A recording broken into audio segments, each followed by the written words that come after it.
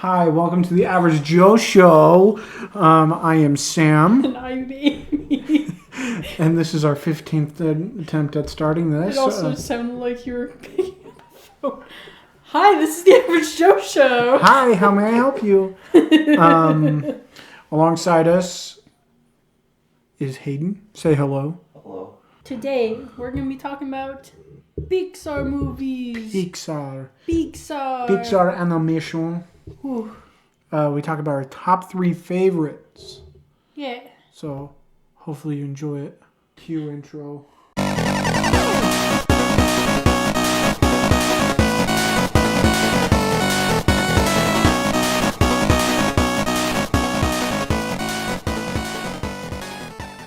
So, Amy, what do you got to drink today?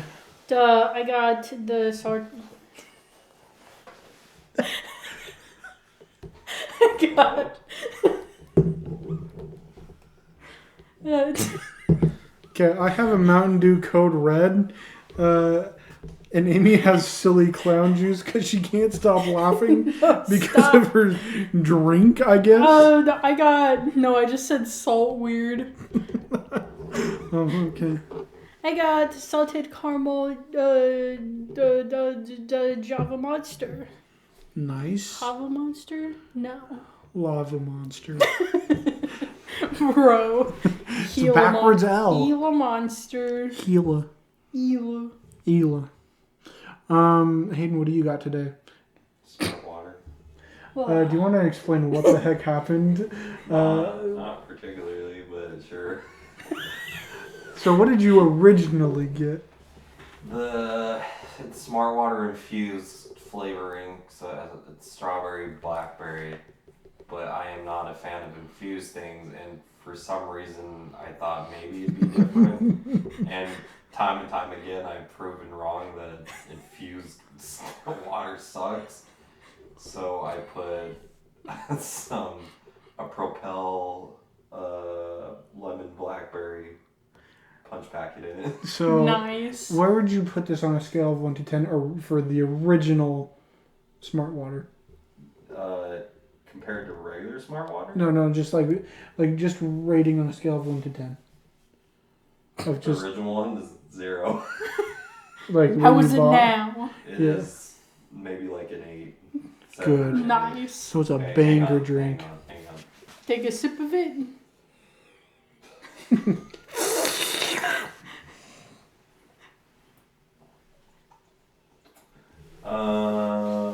5.5. Sick. That's what I was No, thinking. he didn't. He said 5.5, not 6. 6. Final answer. I was saying that's what I was I know. thinking. I know you said sick, and okay. That bit was okay. Wow. I was like, I feel like I said something. You said sick. Yeah. I didn't remember that I said it. I can't remember. I have the brain of goldfish. I can't remember. When your brain is a goldfish. Do you think our brains would function more if it was? If they were pea-sized? No, if it was just a goldfish instead of like your brain was attached to, like your neurosystem was attached to a goldfish. Oh, if it was like that, we'd be like we're like a mech. Like we're a mech suit and the goldfish is controlling us. It's like, Bro. what's his face from... Oh, Umbrella Academy? Yeah. Yeah. The one that gets eaten. Oh, Yeah. What's his name? AJ or something? Yeah, AJ. AJ, that's his name. I was Yeah. like, yeah, Frank.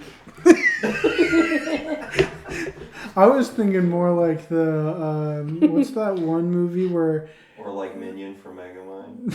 Bro! Just the minions. Imagine instead of minion, it was a minion. What? Imagine instead of a minion, No, so it's a minion. It's Minion from Megamind, but you take out like the goldfish head and just stuck in like Kevin minion. or something. Yeah, Just but the made it so smallest like, minion. but like it's like his body gets squished, so it's just his head. Sort of like it's like Augustus Gloop from Yeah, from yeah, from Willy Wonka. yeah. Stuck in a pipe. Well, Sam, what's your favorite Pixar movie? are we going 3, 2, 1, or are we going 1, 2, 3? We can do 3, 2, 1. Okay, so my number 3, Uh-huh. I'm gonna say is Wall-E. I had an internal fight, like two wolves, you have like two wolves fighting inside your mental whatever. One of them is You have two wolves Yeah. inside of you. it's like One is Wall-E, and the other is up. And I think Wall-E is the winner of that one because I can probably talk about that one more than Up because Up is depressing, Yeah. but it's very good. Yeah. So Up is my honorable mention. We'll skip across that. Anyways. Wall-E, I love Wall-E. Mm-hmm. I It's love a it. little space romance. If you haven't seen it, what the heck is wrong with you? If you haven't seen any of these movies, what the heck is wrong with you? Yeah, stop the video right now. Watch these. other Go movies. watch them. Go watch every single Pixar movie. Put your top 3 in the comments, and then watch the video, and then comment again about how wrong we are. Mm-hmm. But if you decide to not watch them and whatever, it's space romance between robots Mm-hmm. Yeah. and environmentalism too. Yeah. So there's a robot. His name is Wall-E. Wall-E stands for Waste Allocation Load Lifter, Earth Class. Wow. And what he does is he collects trash and makes skyscrapers out of them. Mm-hmm. Makes the world cleaner, I guess. Cleaning up all the trash. Yeah, so He's the trash man. he meets Eve, who works with the robots up in space, which is where was extraterrestrial. virtual extraordinaire Extraterrestrial. Then vegetation evaluator. Yeah. Yeah, exactly. Yeah. I knew that one off the top of my head. Thanks, Hayden. Thanks, me. Wait, yeah. I feel like because first half is like little romance where they're on Earth. Mm-hmm. And then second half is him on the ship being like, space. I'm over women. I have to save Earth. No. He's like, I'm gonna make my girlfriend happy, so then she'll love me back. Like, Ooh. Fair. They're cute. Yeah. Wall-E and Eve are babies. Something that I saw when I actually did like a big research paper. I didn't do one, but I was supposed to do a big research paper on environmental You did the research, movies. but not the paper. Yeah, I did 3 movies worth of research and ended up not doing anything about it and failed that class. But that's not a problem. It's been a while since we took that class, and It's been a while since I failed it too.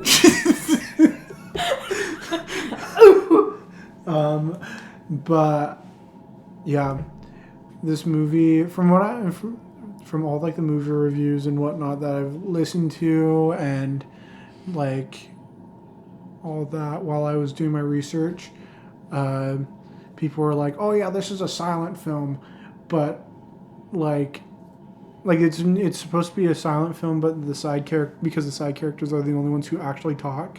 Mm-hmm. Everybody else doesn't talk. I don't know. There's a lot of like showing and not telling in the movie. Like it's very visual. Yeah. And I think it's a very fun movie of like also like discovering something for the first time kind of thing, like where the character comes in and experiences this whole new lifestyle. Like you've seen those movies like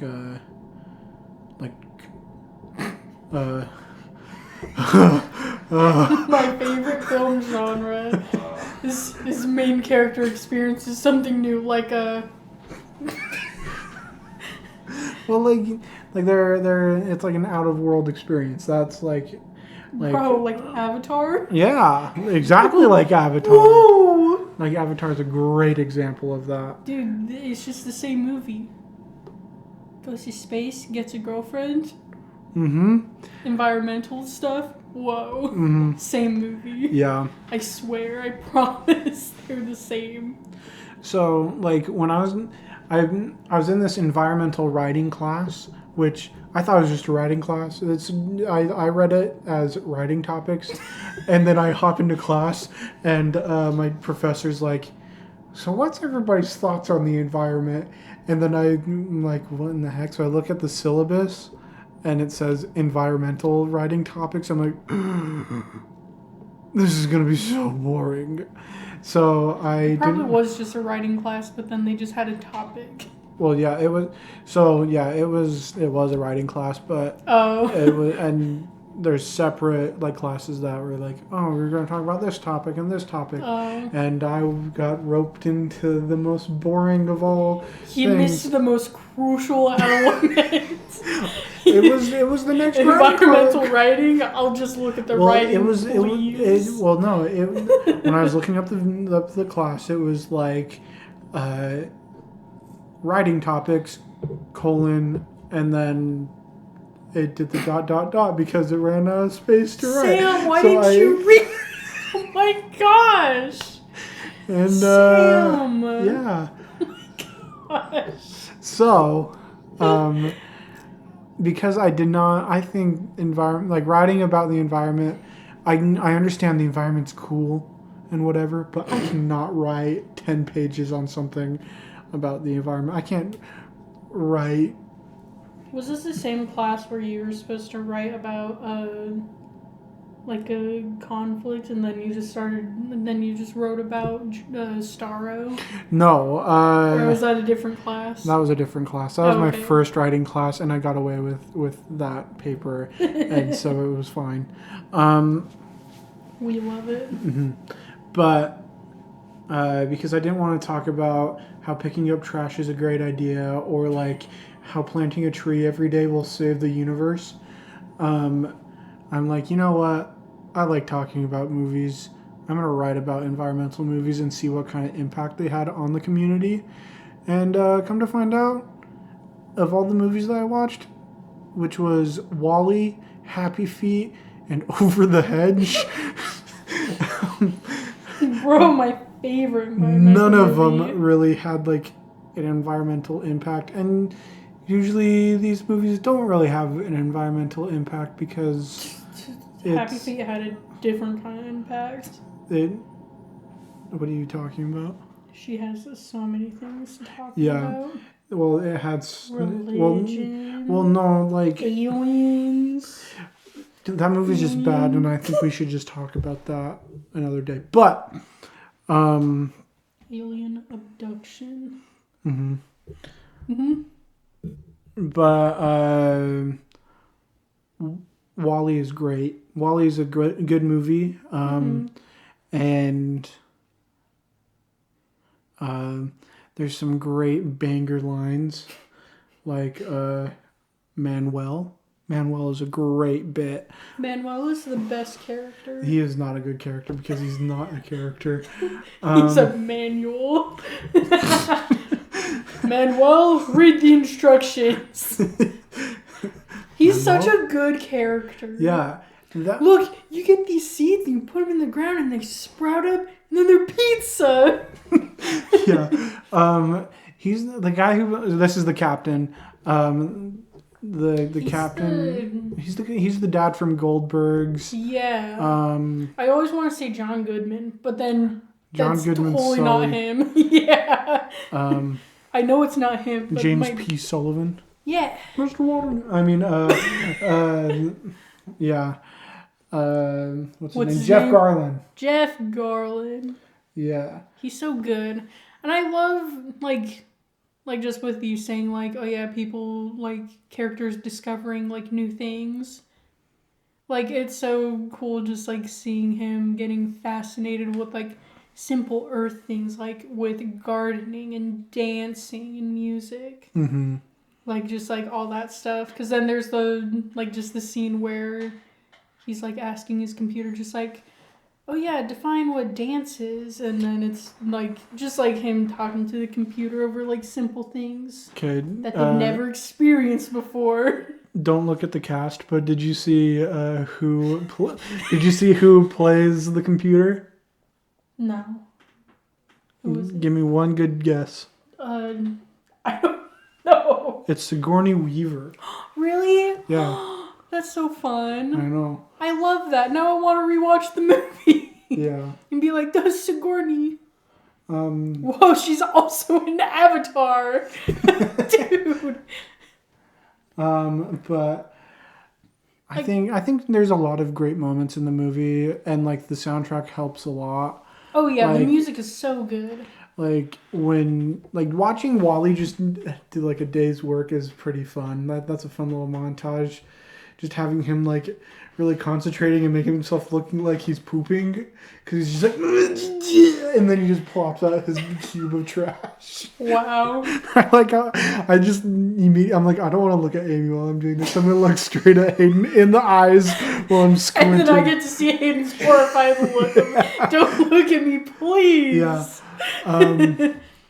I love the, what movie is it where he's listening to the Hello, music? Dolly. Hello, Dolly. That's so Yeah. cute. Out there I love in all a the music. world outside of Yonkers, way beyond this hick. I gave Hayden the wide eyes.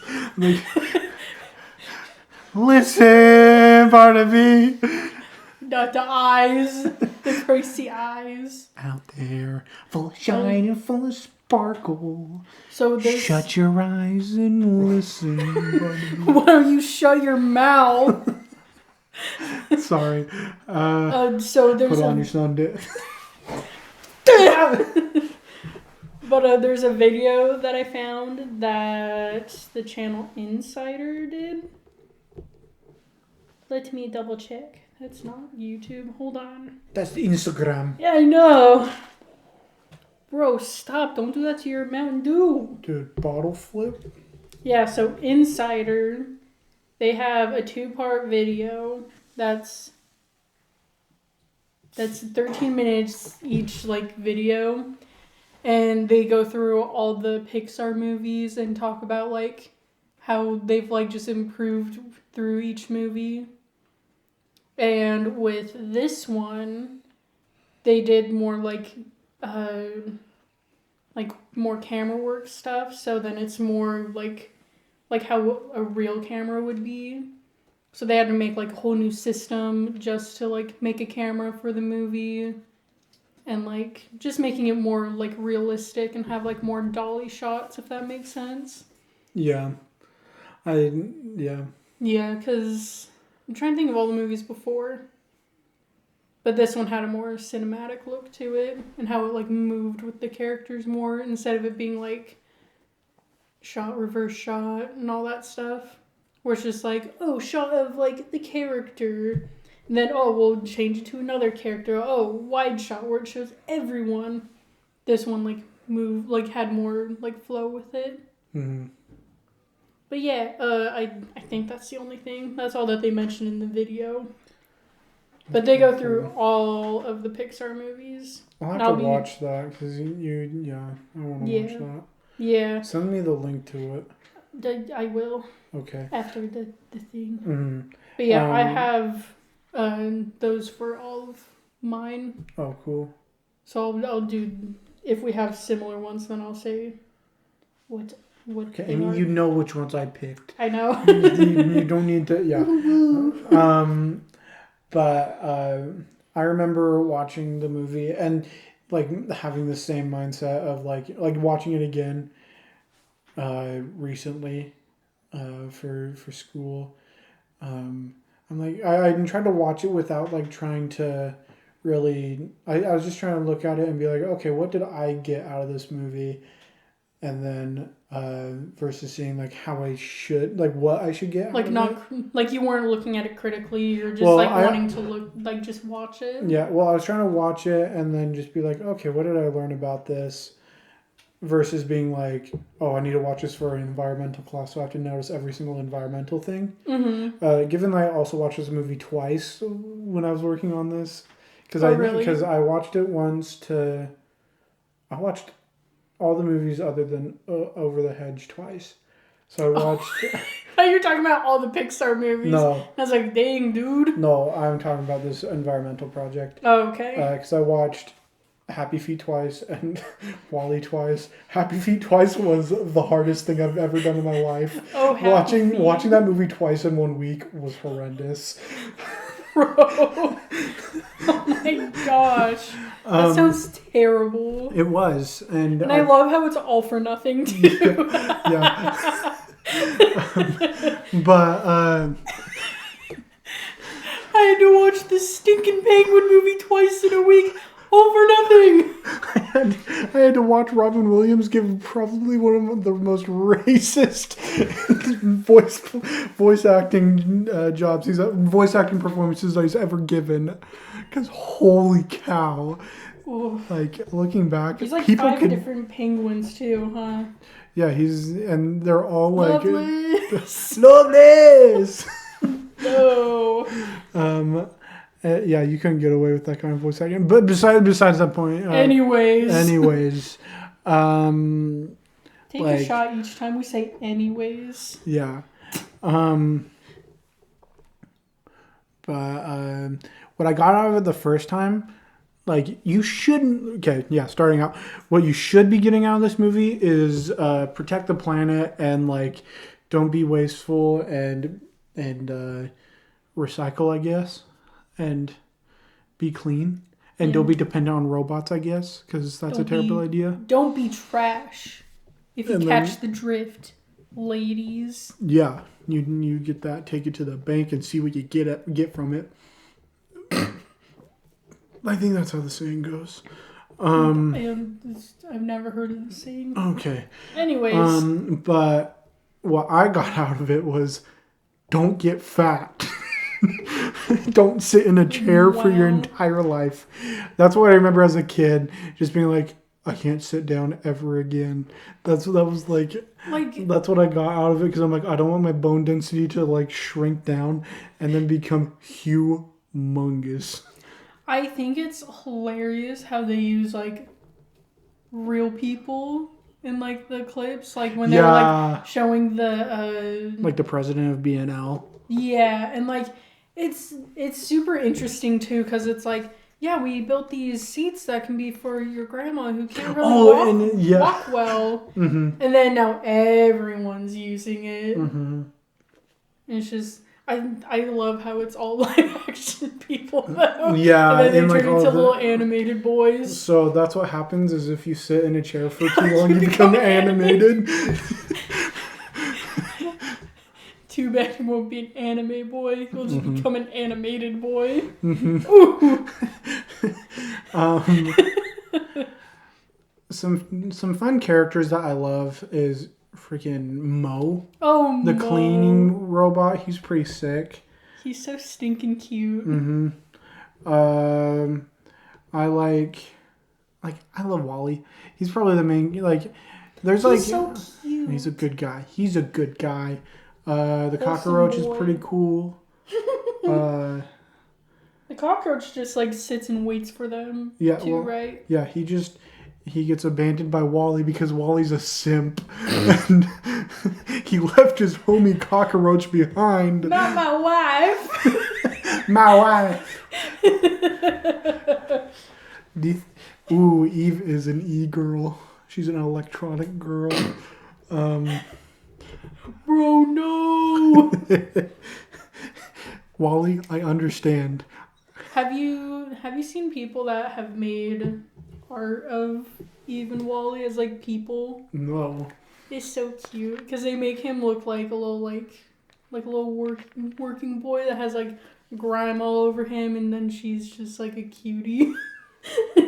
That's like the worst way to explain it. Just her wearing. We can cut this out, but he's like construction man. Mm-hmm. He's wearing overalls and like a construction hat with a yellow polo. He is now turned into Bob the Builder.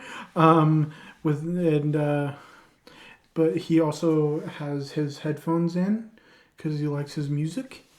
And then Eve. Yeah. Ooh. There's a few. Eve is sort of like a cop. She's space cop.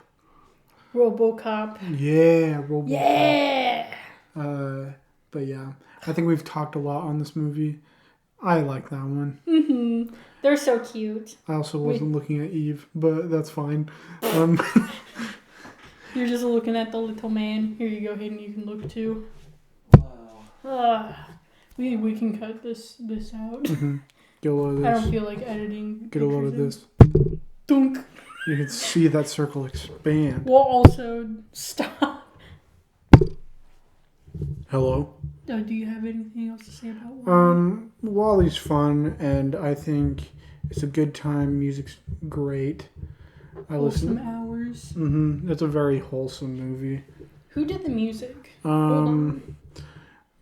There's Hello Dolly. There's music from Hello Dolly. There was music. There was I was about to say Mario Odyssey. 2001: A Space Odyssey. There's Lionel Richie. Wow. Whoa. I feel like I just offended Louis Armstrong. Louis Armstrong. Hold on. I have it right here. Thomas Newman. What other stuff has he done? He did Finding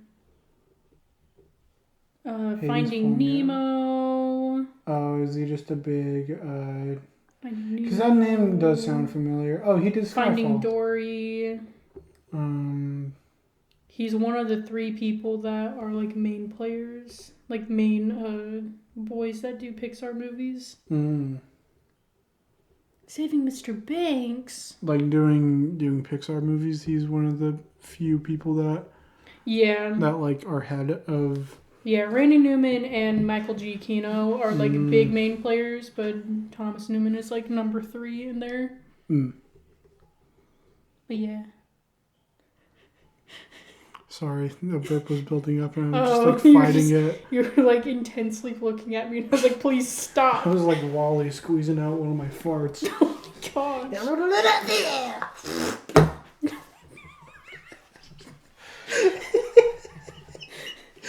Oh my gosh. Just like Eve when she got the plant, I'm gonna blast off away from this movie for a second so we can move on. What a transition. Yeah. My number 3 is Coco. Ooh. Oof. I'm so sad that I didn't watch this in the theater. Yeah, the first time I watched it was at my friend's house, and I was fighting for my life not to cry. Because I was like, no, I can't cry. I think I've seen this movie 3 times. This is one of Delilah's favorites. So I've watched it quite a bit. A lot of the movies I've watched quite a bit. That's why I was like, oh yeah, Monsters University is in my top 5. And that's such a terrible take. No. I was about to say I hate that movie, but I think it's. It's good. That's why I said it was number 5. Because I accidentally made a top 5 list. Oh. Well. And yeah. But anyways, Coco. So first off with their little improvement things for this. They had what's the movie about first? Oh, Coco. It's about a boy who wants to be a musical man, but his family hates music. No music. He gets taken to the afterlife. Not because he died, he just got taken there. Mom throws the sandal so hard that it sits into The chocolate. the chocolate. He gets hit so hard he goes to the afterlife. Bro. What if that was the end of the movie? He never sings to his grandma. His great grandma. He gets killed by his grandma. What if she was a mass killer? She's just like a menace to society. Well, she already is one. Everybody's just like, we gotta get out of the way. No music. No musically. We can't play music. Not around her. I love all the characters in this movie. Mm-hmm. They're all so fun. It's a very fun movie. Mm-hmm. What was the thing that you found? But so the improvement that they made in this one was like they did like more cloth simulation because they're like, yeah, there's gonna be more like dancing and clothing, so we gotta improve that. But also with us doing that and all the characters being skeletons, all the cloth is like getting stuck in like all like the little crevices of a skeleton. So then they had to make a whole nother thing just so then the clothes didn't get stuck in the skeleton. Like just getting like stuck like in between ribs or like getting bunched up in between like the hip bone and like or the pelvis and like the big bone. The femur. The femur. The leg bone connected to the calf bone. But yeah, so then they had to do that too. But whoa. Something like well, it like makes sense that they want to focus on The clothing and like Mhm. how it moves and whatever. Mhm. Because like my knowledge of like and like going alongside with the dancing Mhm. portion of it, my understanding of like Hispanic heritage and like dancing is very like I just think like when I think of dancing and like Hispanic heritage Mhm. is just like the dresses that are super like flippy and like Mhm. whatever yeah. The crazy thing with like all the like improvements that I'm talking about, it's like they're making a whole new system of animation Mm-hmm. and like making a whole new thing. So like with this one, it's like, oh yeah, we have to make this cloth simulator that makes it so like more flowy like cloth like actually like drapes down how it should, and oh these like pieces of clothing are like more like stiff than like this clothing, and like oh we gotta make it flow right, because like it's also just another art thing where it's like you gotta like know how like clothing like fits on people instead of it just being like oh yeah we're just gonna paint it on, because like in the Incredibles they just like painted the clothing onto the characters and like made it part of the model instead of making it like a whole nother thing where like actually like flows like in Coco. But yeah, do you think this movie is like do you think it'd be classified as a musical? Because like part of me thinks that it could be because there's a lot of like fresh songs that are well actually you know what's funny? I think it's just I don't know. The first draft of this movie, they were thinking that so Miguel's family, like all of the ancestors, originally they were gonna have it so like their whole family was cursed so they could only sing. So like instead of just them talking the whole time, they were singing because like it was cursed for like them to do that, because it's like oh you disrespected music or something. I can't remember what the whole thing was, but it was like yeah we're gonna make this movie a whole musical even though this family hates music. And just making it very ironic, but then they switched it to just being like, no, we can just have it be like they don't like music, and then the kid likes music. I love how they explain Day of the Dead, though. Yeah. Like, I don't know if it's more complex than how they explain it in the movie, or if it's about the same, but it's, like, cool, like, seeing a new, like, culture introduced. And yeah, like, I think it's really it's cool. very natural. Yeah, and I like how they like made it look. And I think like just how the afterlife looks, and just like how there's the bridge of like the flower petals that they like use to like guide the spirits to their ofrenda and like to like their family to celebrate. Like I think that's super cool, and I love how like people that can go over the bridge, like they're able to walk on it, while like people that aren't granted that access can't walk on it. Yeah. Like at the beginning it shows Hector like just falling into like the petals while everyone else is like walking on top of them. Yeah. Like it's super interesting. Well, And the design of everything is so fun too. yes, it's like the blue and the orange, just the complementary colors. Because I feel like you see a lot of blues and a lot of oranges. Mm-hmm. And those are complementary colors. Mm-hmm. Because I'm the art major here. Whoa. As everybody knows. Yeah, I feel like there's a lot of orange, but then there's a nice complementary of the blue. Mm-hmm. And if you notice with the designs of like De La Cruz, he's wearing white, which is more of like a typical like hero would wear, and like how they're in like brighter colors and like signaling that he's the good guy.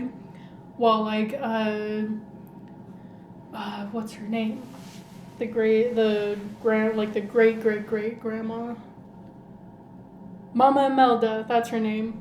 But her and Hector are wearing like more like dark purples. Oh yeah. And like darker colors are like more villainous, more like towards Mama Imelda than Hector. Mm. With those two, they're wearing similar colors because they're connected because they were husband and wife. Mm-hmm. But yeah, and then just like flipping it on its head where it's like, nope, De La Cruz is the bad guy. So, my thing, because the whole story is revolved around Miguel looking for, that's his name, right, Miguel? Yeah, Miguel. Miguel's looking for Ernesto de la Cruz because he believes that he's his, how is he related? His great-great-grandfather. His great-great-grandfather. Mm-hmm. And how does he not know what, like, because his name is Gonzalez, right? I think so. They didn't really say in the movie, like, looking on Wikipedia, it says Gonzalez. But who knows how correct that is. Yeah. Well, like... Because they don't really say what their last name is. Yeah, well, Miguel should have just been like, you know what? If De La Cruz is not my last name, or we never had a De La Cruz in anybody's last name. Well, they just cut him out completely in the family, so they probably just took Mama Imelda's last name. Mm. But because Hector could have been Mama Imelda was the blood. She was like actually part of the family, and he married into the family. That could be it too. No, but her and De La Cruz never had a relationship. Yeah, that's the point that I was making, is that he could have They don't talk about the grandpa, so like he probably just doesn't know because they never talk about it, because they don't want to talk about it. Yeah, the only reason why he's guessing that it's De La Cruz is because of the guitar. Yeah, because the picture falls of Mama Imelda, and then like it's folded over of the guitar, and it's like, oh, that's De La Cruz's guitar, so must be him. And they're wearing the same suit. Whoa. Well, they could have just been like, yo, Mama Coco, what's your last name? And she'd be like... No, but they might have changed her last name, though. Oh, okay. Yeah, Mama Imelda would not keep... Well, they would have... She would have known what her last name was. Sam, go watch the movie again. She doesn't know. Well, She barely talks. But, like, I feel like people would know what Mama Coco's last name is, and it'd just be like, oh, if that's her last name, then... But again, it's just kind of a sore subject, so I feel like they just don't bring it up because it's like, why bring it up? Yeah, and I feel like, because...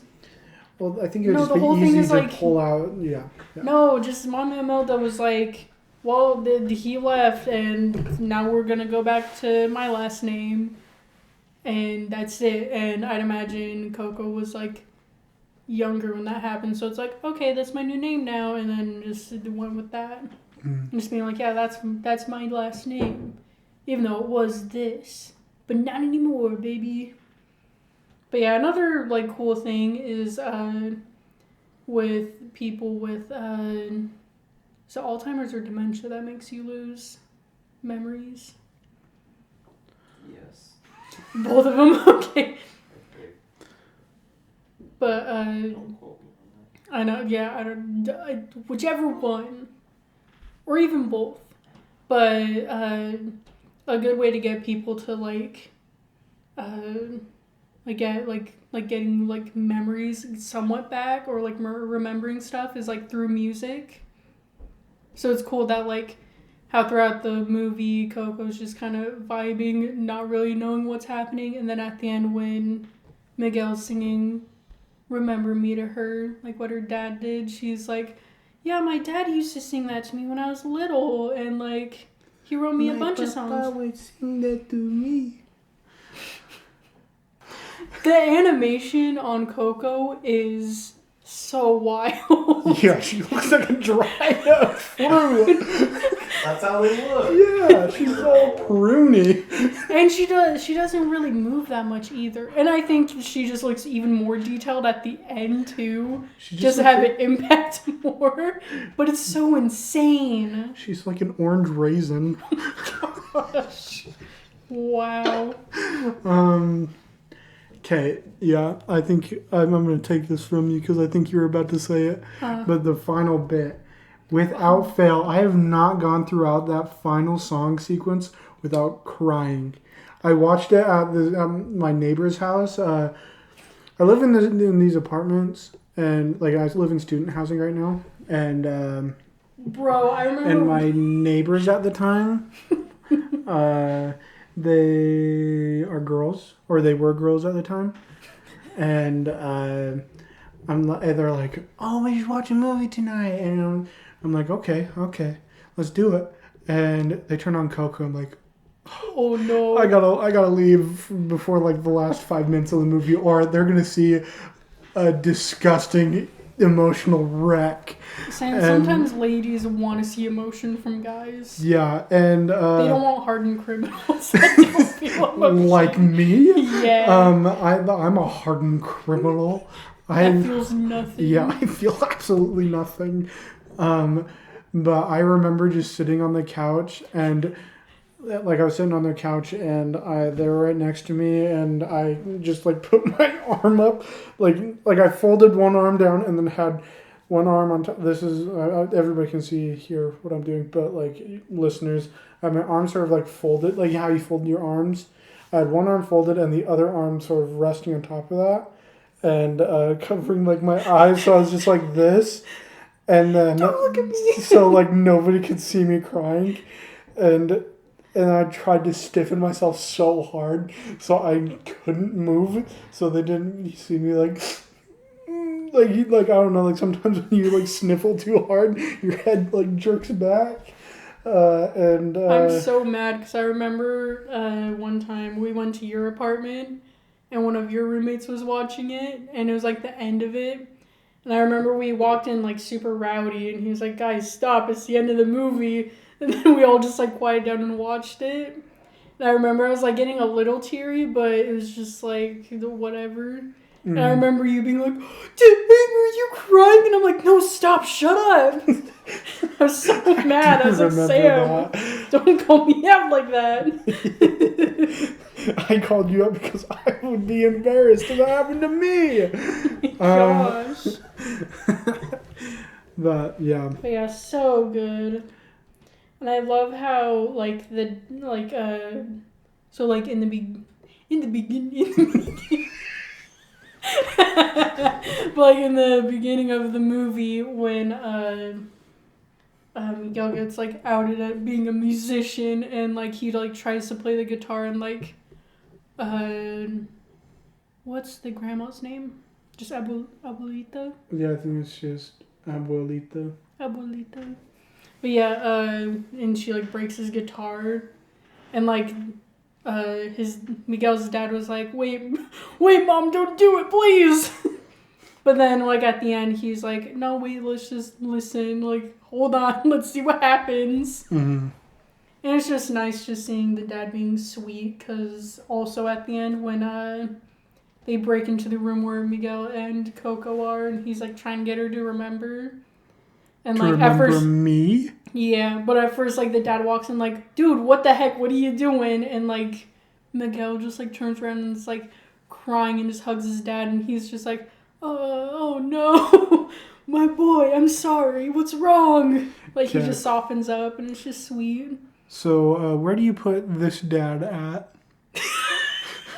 Is he... Sam, I don't know that much about him. So he'd be kind of low because you don't see much of him. Hector would be higher though. Okay, so would you put Hector... Sam, we can make a whole different video about this. A dad tier list. Pixar dads? No, just a dad tier list. We can add the Pixar dads in there too. Okay. I feel like Hector would be higher. I don't know too much about Miguel's dad. Who's a better dad? Mirabel's dad from that one movie. What the heck is that movie called? Encanto. Encanto. Yeah. Would you rather have? Not rather have. Who's a better dad? Dad from Encanto or the Hector?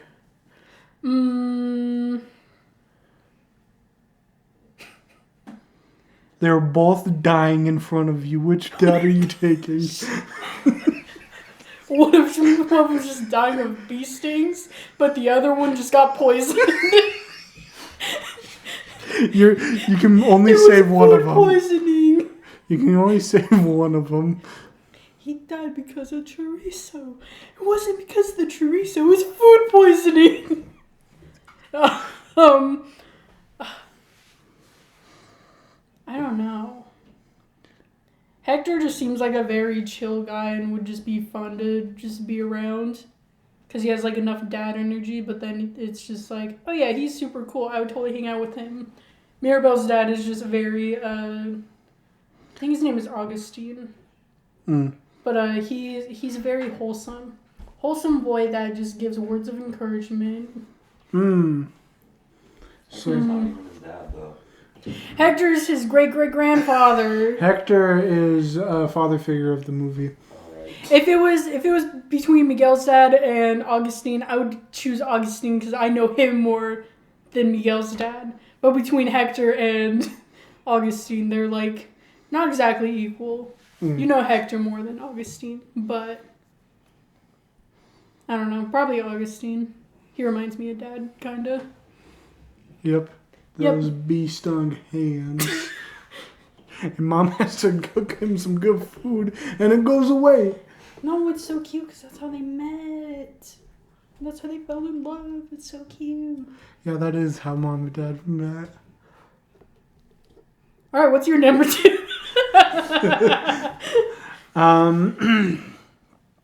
My number 2 is a classically new movie. Whoa. It is called Luca. Luca is a very fun movie, very pretty movie. Oh yeah. And it's about this guy named, he's a boy, not guy. Little boy. It's about the boy named Luca, and it's the movie about him, which is called Luca, where Luca... Dude, I'm so mad. I was so ready to watch this in the theater because it came out in June, and I was like, dude, birthday movie, let's go. Yeah, but then it didn't. Yeah, and it would have been so fun to see this in the theater. It would be. But Luca is about Luca, a boy who is a fish man. Whoa. Who is like, I gotta ride in this race, but I can't ride in the race because I'm also a sea monster. But and people like hunting sea monsters down here. But I really want a Vespa that can fly in space, and that's what he'll win if he wins the bike race. I love all of the dream sequences in this. Like the first one where oh my gosh. It's the part where him and Alberto, I think it's either before or after they're making their Vespa. I think it's before. Like when he first like sees the poster of the Vespa, and it's like, this is the coolest thing I've seen in my life. Yeah, but it's them riding a Vespa, and they're like in a field, and all these other Vespas come out. They're like, dude, wild Vespas! It's so good. Have you seen this? Oh man. What? Wild Vespa. It's like it's another one of those movies where it's a like fish out of water.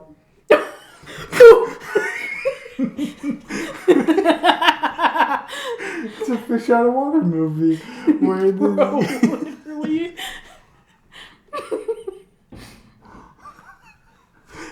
yeah, he's experiencing Italy for the first time and space and the universe. I love the two main actors. So Jacob Tremblay. Yeah. I don't know of his name, but he was in movie Bad Boys, Good Boys, whatever one. It was like some rated R movie with like kids in it. And I was like, what the heck is this? Mm-hmm. And I remember watching the movie and I was like, what the heck? Why does he sound familiar? What's happening? And he has a really cute voice. What the heck? And then Jack Dylan Grazer, who's in I was like, you can just continue your thing. Okay.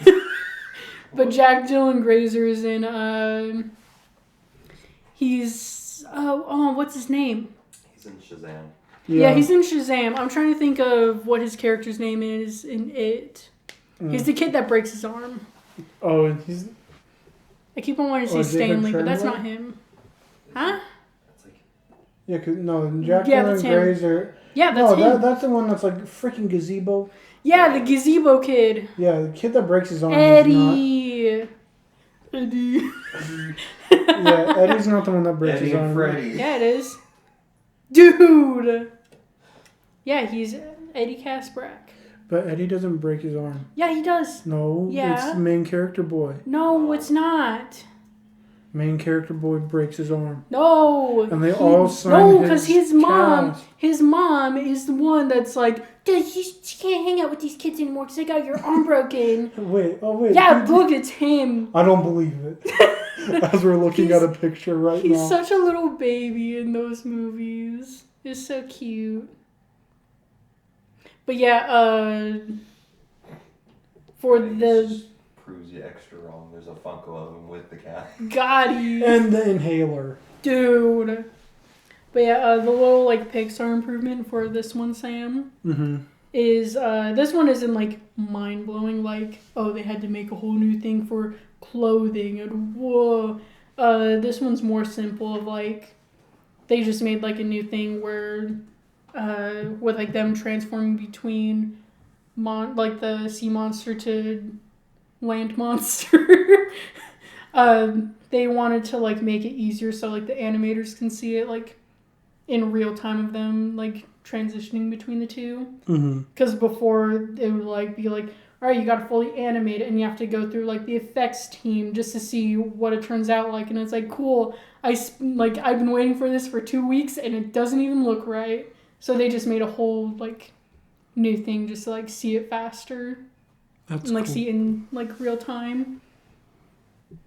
Oh, But yeah, that's it. Yeah. And it looks so pretty too. Like, I love the style that they did. One thing I didn't like about the movie though is the weird grandpa.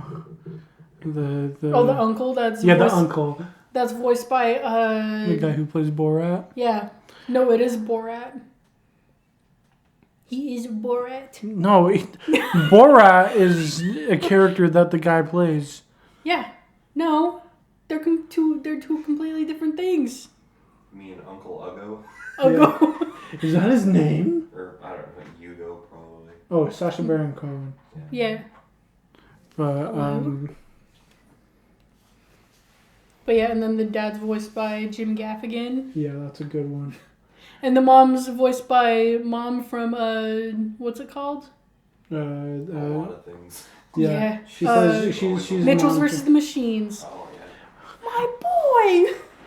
My boys. When are we gonna? We have to talk about that movie. That movie's so dang good. Yeah, Maya Rudolph. She's she's great. She plays a good mom. I don't think. Yeah. I love how her and Dad are just like down to kill all the kids and put them in water just to find out where their son is.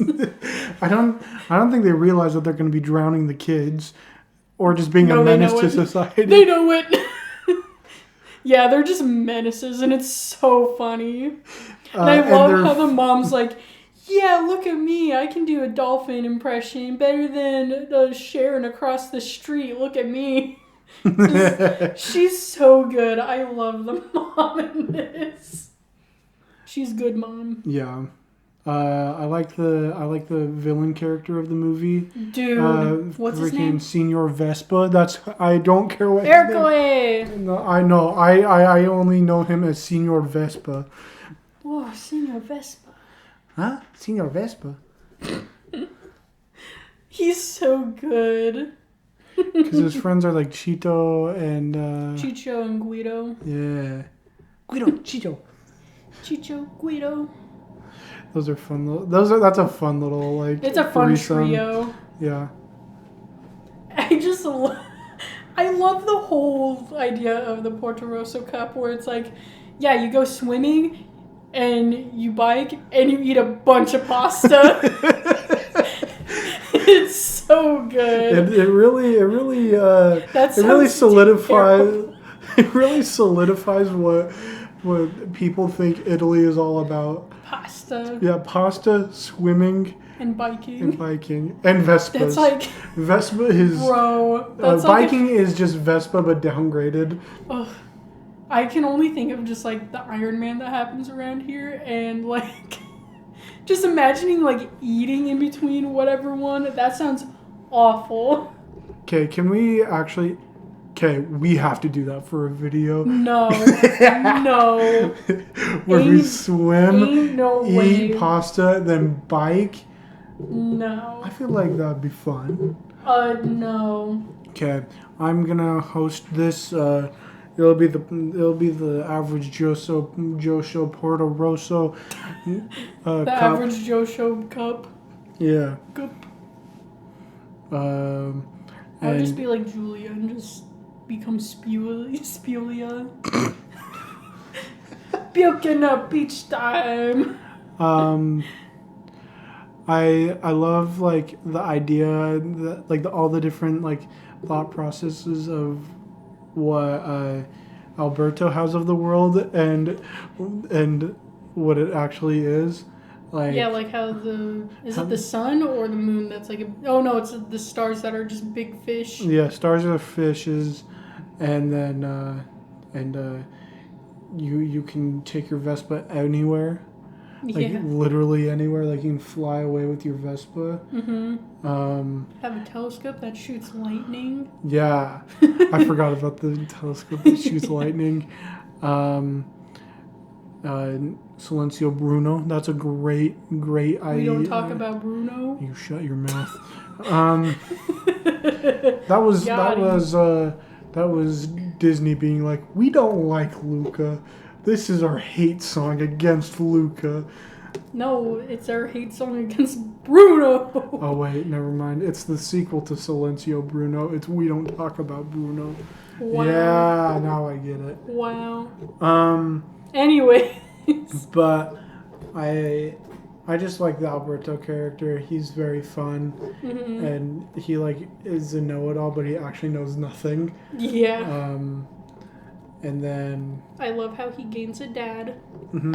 I feel he's a good dad. Yeah. What's his name? What? Massimo. Marco Valdo.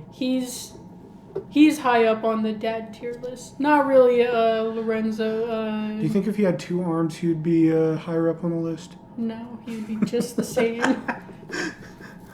And I love how casual that is too, where it's like the boys are like staring like, whoa, how do you think he got his arm taken? Whoa, he must have fought a fish or something. And he's like, nah, he's just going this way.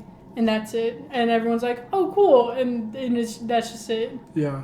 And he's also one of the strongest guys in the whole city, I swear.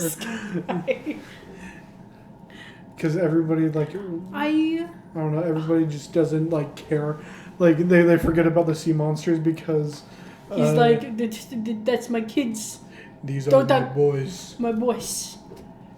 But no, the part where after Alberto gets outed as a sea monster and runs away, and then like Luca and Julia come back home, and he's like, "Oh, where's Alberto?" And they're like, he left. He doesn't want to see us right now." And he's like, "Oh well, someone's gotta go look for him." And he like goes and leaves to go find him. And it's just, I can't think of the exact line that he says, but he's like they're saying like, yeah, he doesn't want to be seen right now, and he's like, well, someone has to go find him. Like, someone's got to be looking for him to show that he cares. Well, yeah, I think he said, yeah, I don't know. I like that little bit. That bit's pretty fun. Well, and I love how they made like a whole short of just like those two being father son. Yeah, that's fun. It's called Ciao Alberto. I think that's what it's called. But it's cute because then at like one point, Alberto's like, "Just don't talk to me like that, Dad," and he gets embarrassed like, "No, wait, I take it back." But it's just cute. Yeah. This is one of those movies where I'm just like, the food looks so good. That pesto pasta, oh my gosh. It's funny because I feel like good. I feel like with this movie, it kind of hit me where it's like, I have a feeling they're just making like food in movies just to get Babish to make it on his show. Because then they're like that big, but no, because he does stuff with Jon Favreau. Jon Favreau gave him like a little like pasta fork, I think. Oh really? From like a movie that he did. That's sick. And like they for Mandalorian, the little like cookies that Grogu has. Oh yeah. Babish was like, "Oh yeah, I'm gonna make them, but I'm gonna ask Jon Favreau what like the inspiration was," and they were just like chatting for a little bit, and they just did like a little like voice call. So yeah, I can see that, just them being like, "Oh Babish, look, we got food in this movie. If you want to make it, you can, but also we're gonna make it so all your fans want you to make it. Have fun with it." Do you think Binging with Babish made the meal that the dad character makes in Turning Red? Ooh. Because that was a good sequence. That was pretty good. He did make the soup from Ryan the Last Dragon. But I feel like mostly with that one, it felt more like, Babish, you're just making this because you want viewers. What the heck? But then sometimes it's like, well, there's specific ingredients with it, and so yeah. But I feel like with this one, it was just funny because I sat there and I was like, oh, I wonder if Babish is gonna make it, and then I kind of just had like a thought in my head like, he's probably gonna make it. He's probably already made it. Yeah. Should we move on to the next movie? Sure. Sam, I don't know how we want to do this because this also blends in with your number one. Oh. But I mean, it's timed right, so it's not like, oh, we're talking about my number two and your number one, and then we're gonna go to my number one, and then we go back to your number one. Yeah, we'll just bleed into it. Like we'll just have a longer, or we'll just, yeah. Yeah. So my number one and Amy's number two is The Incredible. Can you like say it like audibly, like not make it sound inaudible? Mr. Incredible. Bon voyage. The Incredibles. Wow. Dude, Brad Bird, who directs this movie and like a few other movies, is like I would totally watch his movies because he did best movie of the podcast, Iron Giant. I don't know if that's Amy, you throw around the word best, like it should go on everything. Yeah. Like best boy. I don't know how many best boys you have. We need to have an episode where we talk about all of Amy's best boys, and then we'll rank the best that'll be boys like when and we see get, which boy is that'll be the when best we to get start above the best boys. 100, and then we can go through all the videos and be like, all right, let's get all the best boys. But yeah, so he did Iron Giant. He did both Incredibles movies. And he did Ratatouille. Which This one would definitely be, like, in my top 3, but then I feel like everyone's been talking about it. So I'm like, I'll talk about something else. We'll talk about The Incredibles instead. Mm-hmm. And my number 1, which will come later. So, what is The Incredibles about, Amy? It's about, I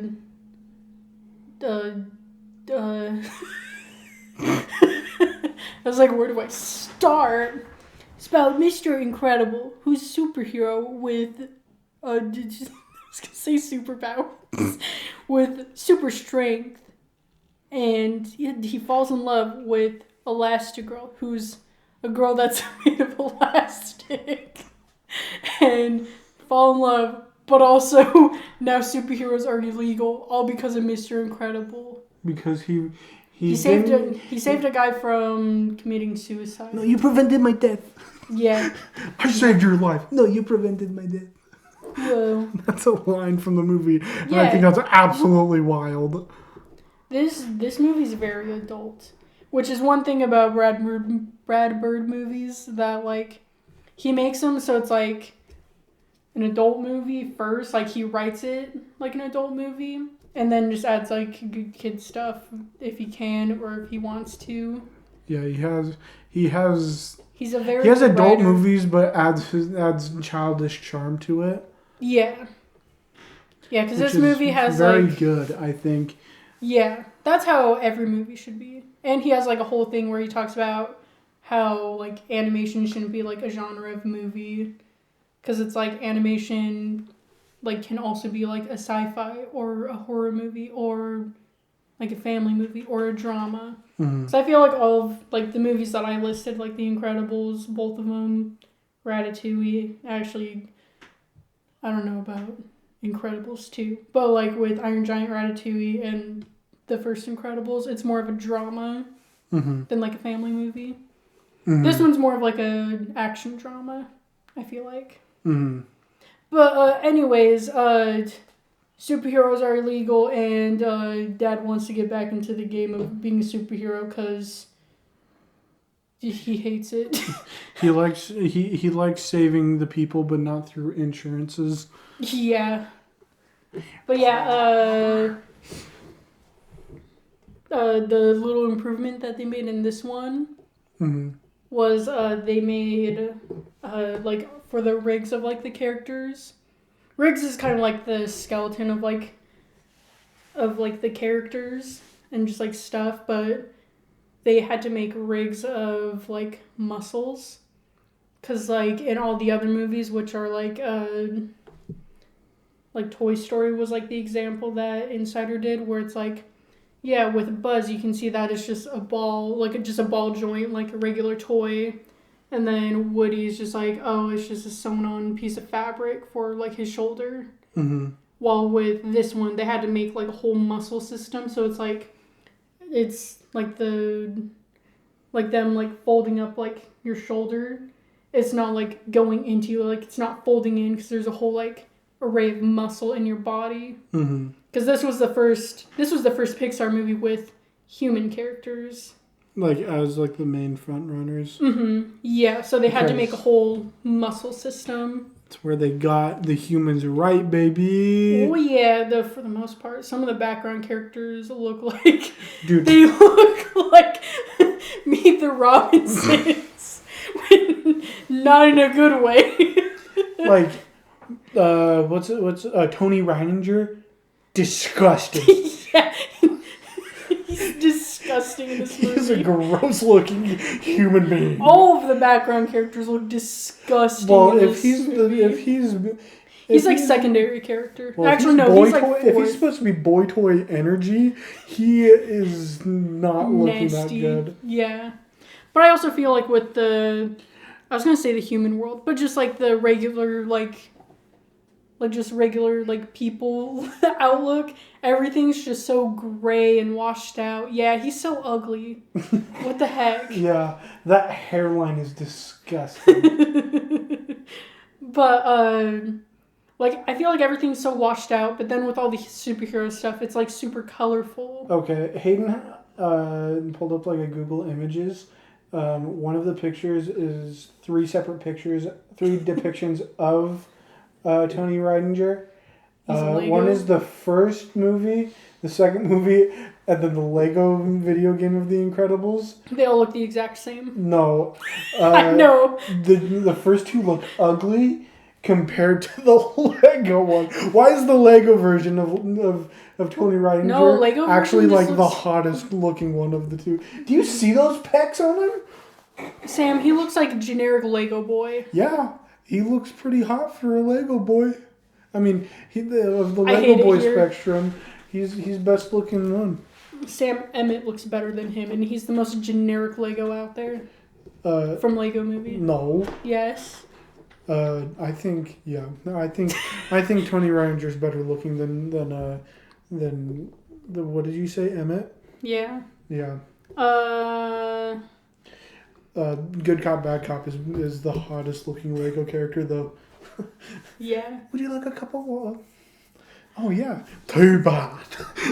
You want to know something about Brad Bird? Mm-hmm. I have more fun facts about Brad Bird than any of the other directors, but when he was making Iron Giant, also with The Incredibles, he directed it, wrote it, and then screenplayed it. Mm-hmm. So he did all that stuff. Which is insane. That's Yeah. a lot of He's work. also I was- Edna.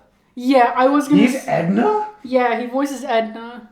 Because I was seeing, because in Iron Giant, he did some animation, like, in it, because he's, like, he started off as an animator. But, in Iron Giant, the one thing that he really wanted to animate was when Hogarth is, like, on, like, his coffee-fueled rant about whatever. He wanted to animate Hogarth in that scene, because he's like, dude, that sounds like so much fun. So he did that. And I was seeing if he did, like, any animation in Incredibles. But I think he was too busy being Edna to do it. Not because he was directing, though. He wasn't busy enough with that. But yeah, it's such a good movie. Yeah, I love Syndrome, too.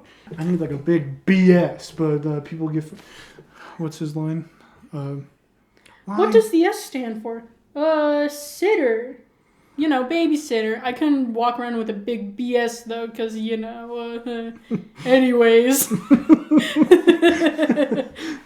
Like, so it's good. It's a pretty fun movie. Like, I think this is probably at least top 10 best animated movies of all time, in my opinion. This is the best superhero movie. That is a very, very hot take. I don't know if I can agree with that. Ooh. It's the best superhero movie that ever superheroed. Amy. I'm just making him mad. Batman and Robin. Alright, that's number one. Batman Forever. That's The number Batman. 3. Hey, don't out me like this. You said you loved Black Adam. Where do you put is Black Adam up there? There's too many superhero movies. Yeah, that's my point exactly. I can't say that Incredibles is best superhero movie. I mean, just with all the superhero tropes, it does it the best of just superheroing. Well, I think it's I think The Incredibles is just a huge parody on superheroes. Yeah, but it does a good job of it. Like, yeah, well, not other superhero movies are trying to be a parody of a superhero movie, you know? I mean, Iron Man 3 was basically this movie. Well, that's not meaning that it's a parody of all superhero genres. Like, anyways. yeah. Something that I like about this movie is it has one of the greatest speedster scenes of all time. Oh yeah. It's called the 100-yard dash or the 100-mile dash. I think it's a 100-yard dash. It doesn't matter.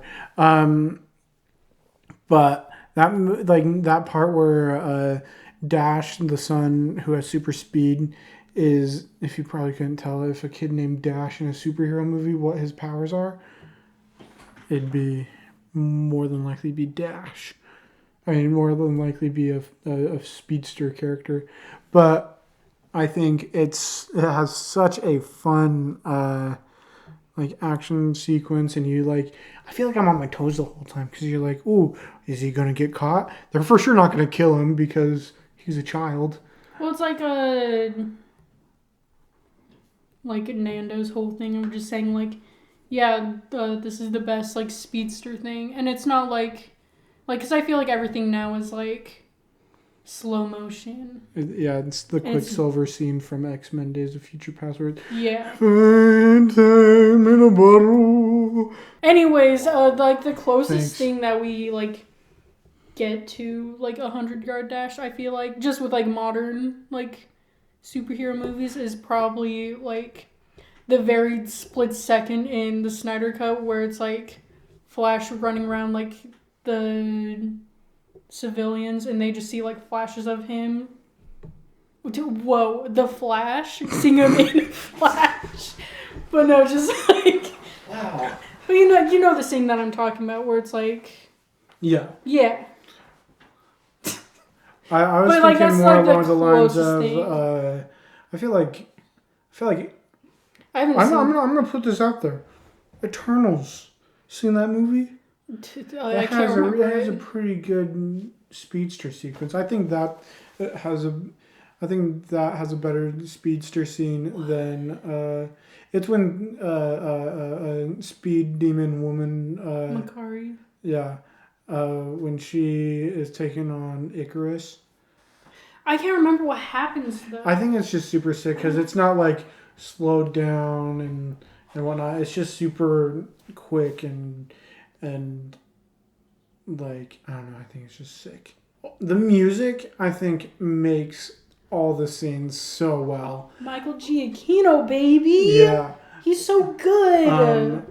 like one of my favorite scenes is the part where Mr. Incredible is like hacking into the computer and then all of a sudden gets like barraged by all of his friends that died. That's not what I was saying, but it's that scene, but I'm talking particularly about after he gets like caught and all of the balls. I remember the goopy balls. I remember that scene scared me as a kid for some reason. Dude, like just a quick flashing between I him like getting it. sucked in and then showing like the cannon shooting at him. Yeah. Like that part, I was like, it's like so intense. It's getting too intense. Well, it's like it's just zooming in on both things. Well, it's like you don't know what's happening, like because you've never seen this type of like technology before, and you're just like, he's suffocating right now. He's gonna stop breathing. He's gonna die of suffocation.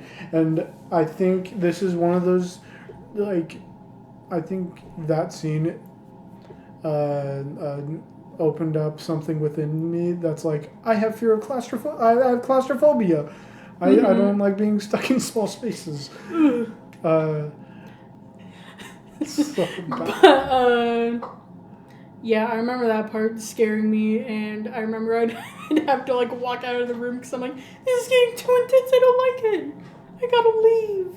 And then I would come back at like the very end when they're like, "Duh, we're gonna launch the RV into space." So good. Never mind. We're not going to say that bit. Nope. What? Elastigirl? Wow. We don't need to talk about the most generic take of them all. Yeah, where the most unhot take. Like this is like the most universal take of the movie. Yeah. Is that Elastigirl is the. Okay, we can just throw this out here. It's so hard to make top dad of like the best dad in all of movie cinema, but everybody knows best mom is Elastigirl without a doubt. Yeah. She's wife material. She's more flexible. That's the line that she says. Okay, but that's more wife tier list. That's not mom tier list. Okay, yeah, never mind. She's wifey material.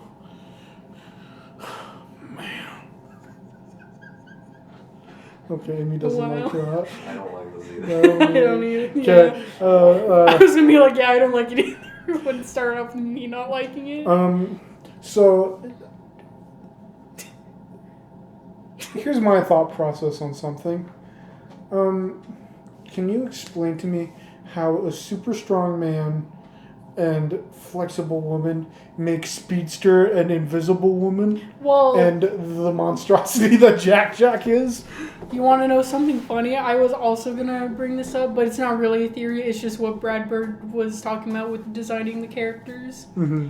He was saying how the dad is like supposed to be strong and just being able to being able to carry the family.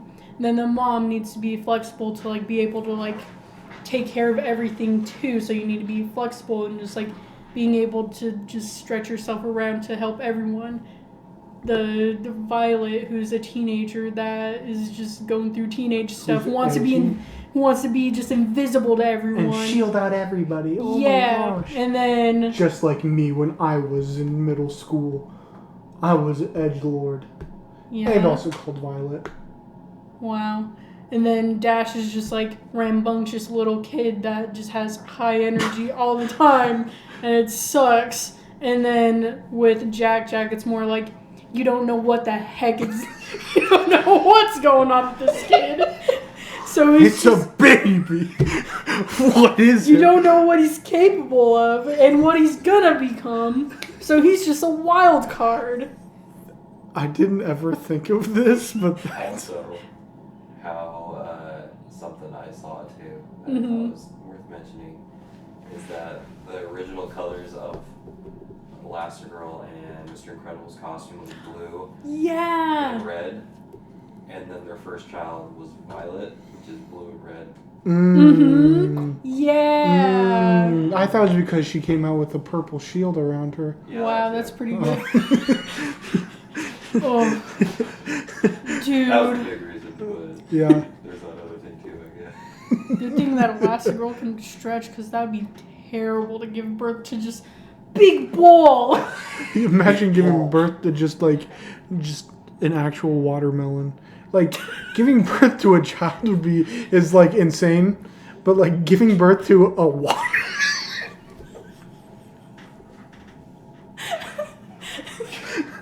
Giving birth to a toy.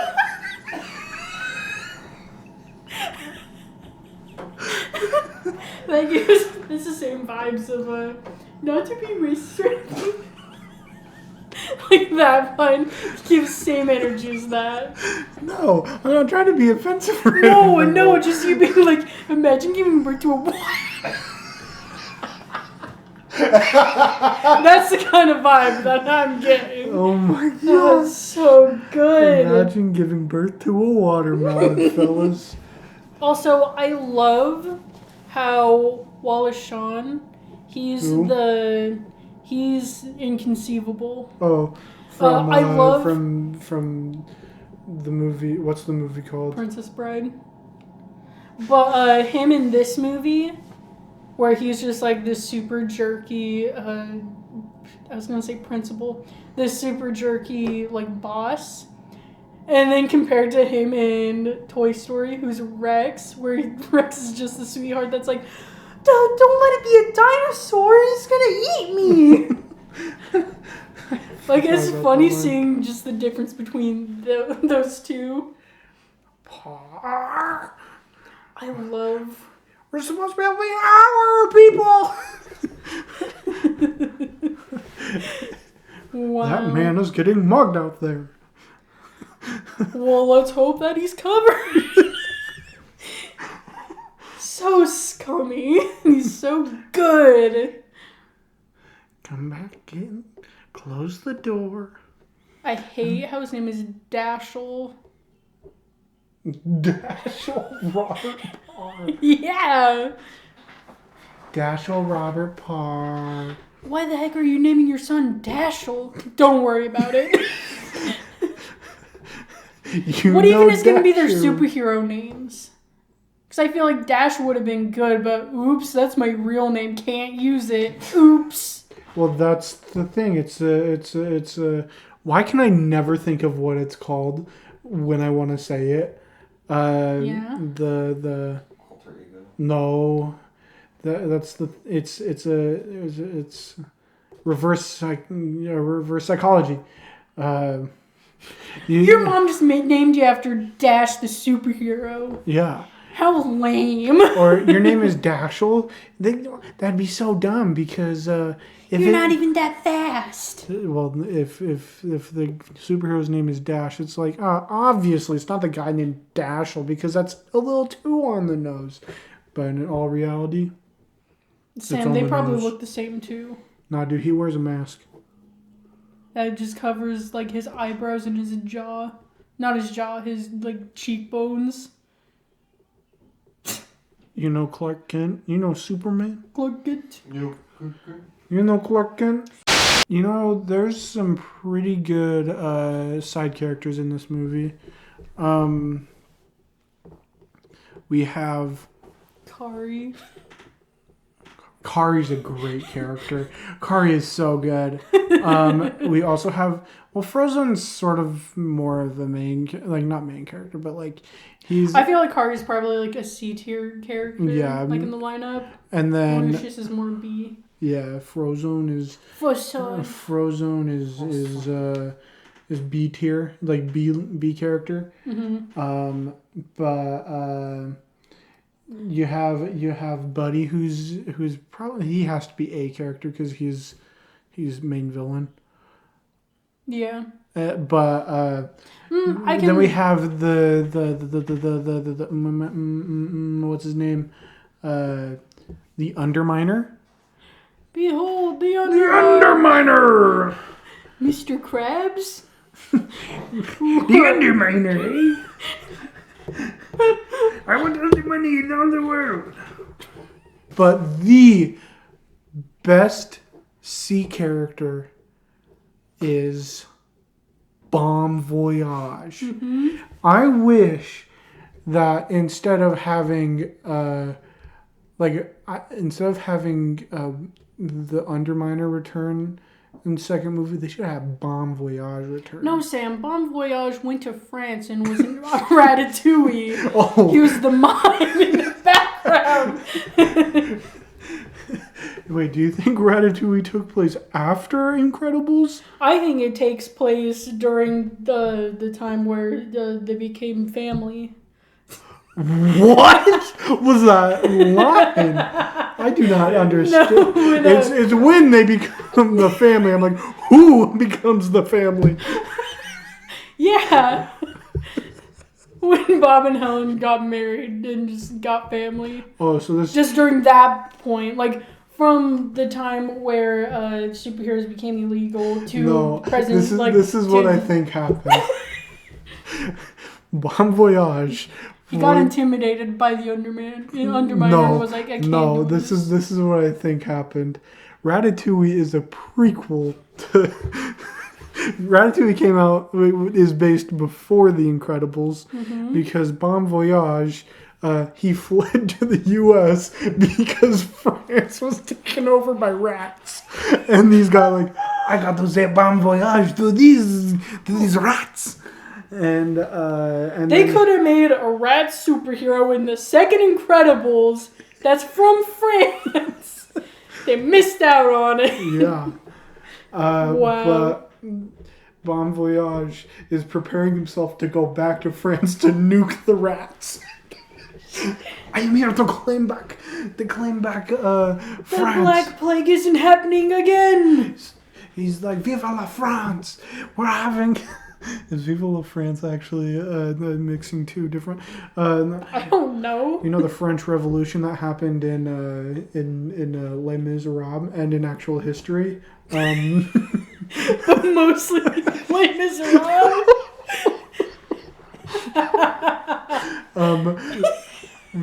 What Pixar thinks actually happened for the French Revolution was the rats took over it, and then Bon Voyage is the head man of the revolution. Wow. And he's going to help destroy what the rats have built. Nice. Man. Incredibles 3, anybody? I think this is what it should be. They have to stop Voyage from destroying France. From blowing up the city. Yeah. I'm gonna blow up the Eiffel Tower. Wow.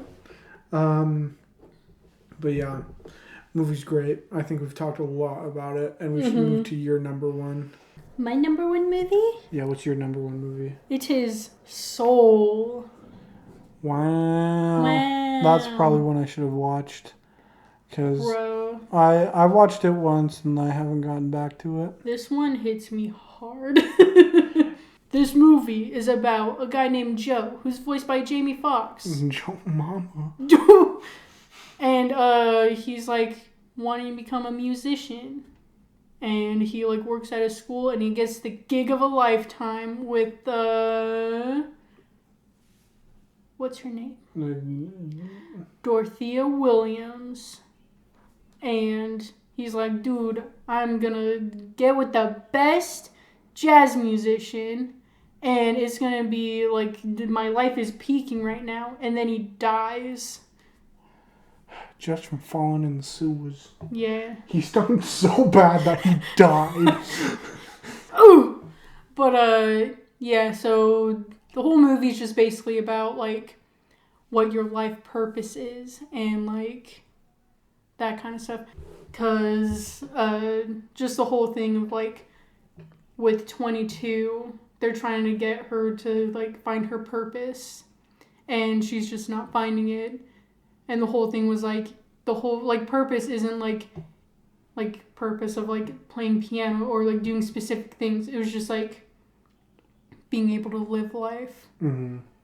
Because then, I also just think of just the scene where Joe's, like, looking at his life, like, when he first died and is trying to get 22 to get her purpose. And there's, like, the Hall of, like, Memory. Mm-hmm. And one of the memories is him at a diner eating pie, and he's, like, all alone. And when he's first looking at it, he's like, dude, I was just alone just eating pie. How sad. But then later in the movie, it's like, yeah, that was one of the best pies I ever had. That's why it's in my memories. It wasn't because I was alone. It was just a really good pie that I had. And it's just a different perspective. Mm-hmm. And, like, it's just super interesting. Because this is also, like, because I feel like Incredibles, I think, did it first. But this one is, like, more like the main character is an adult person who's just trying to live life. And it's, like, very, like, realistic. Also, the animation's really good in this one. Mm-hmm. Like, it's amazing. Nice. Also, the improvement that they did in this movie was, since everyone's, like, a musician in this movie, or most of the main character's a musician, and, like, a lot of other characters are musicians, too. But one thing that they needed to do was, like, make a new system for, like, the hand movements. Because what systems they had before, when he was playing the piano, his, like, fingers were moving, like, too lightly. So it wouldn't, like, make it look like he was playing piano. So they just basically had to make a whole new, like, hand rig. And they had, like, there's, like, so many, like, things that you can control. It's, like, each tendon you can control with the animation. And it can show, like, the tension with, like, how they're playing it. And I think for the most part, it was, like, all, like, truly how they were playing, like, the music. Like, all the instruments were, like, very realistic. Because there's, like, all those people on TikTok that are, like, yeah, in this show they were playing this song, and I'm going to show you how they played it and then how it's supposed to be played, and all that kind of stuff. Because I think it was different from, like, playing a piano in this one compared to, like, in Coco, how they were playing, like, the guitar. Because I feel like with the guitar you can kind of get away with it, while with the piano it's like you're actually pushing buttons and doing stuff. Like, it's just completely different.